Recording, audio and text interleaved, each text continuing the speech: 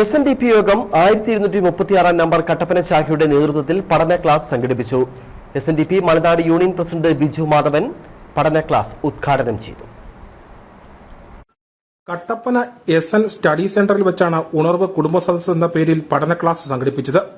SNDP യോഗം മലനാട് union president Biju Madhavan കുടുംബ സദസ്സ് ഉണർവ് ഉദ്ഘാടനം ചെയ്തു. നമ്മെ പഠിപ്പിച്ചിട്ടുണ്ട്, അറിവാണ് ഈശ്വരൻ.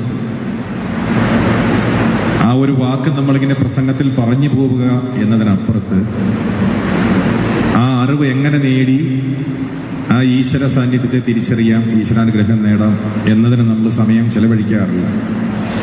സത്യത്തിൽ നമുക്ക് ആർക്കും ഒരു വിഷയത്തെപ്പറ്റിയും ആധികാരികമായി അറിവുള്ളവരല്ല, ഞാൻ ഉൾപ്പെടെ.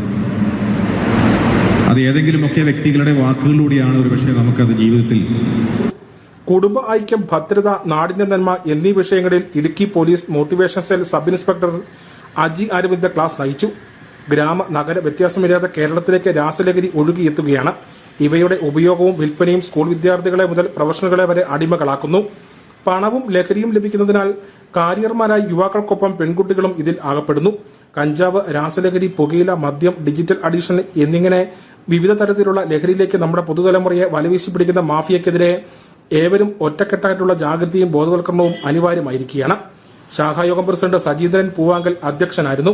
സെക്രട്ടറി PD ബിനു പാറയിൽ, യൂണിയൻ കമ്മിറ്റി അംഗം ലാലു പരുത്തിപ്പാറ, വനിതാ സംഘം president Sheeba Vijayan, youth movement president PS Aneesh, കുമാരി സംഘം പ്രസിഡന്റ് രേഷ്മ KB, ശാഖാ വൈസ് പ്രസിഡന്റ് സാബു അറയ്ക്കൽ തുടങ്ങിയവരടക്കം നിരവധി പേർ പങ്കെടുത്തു. News bureau, Kattappana.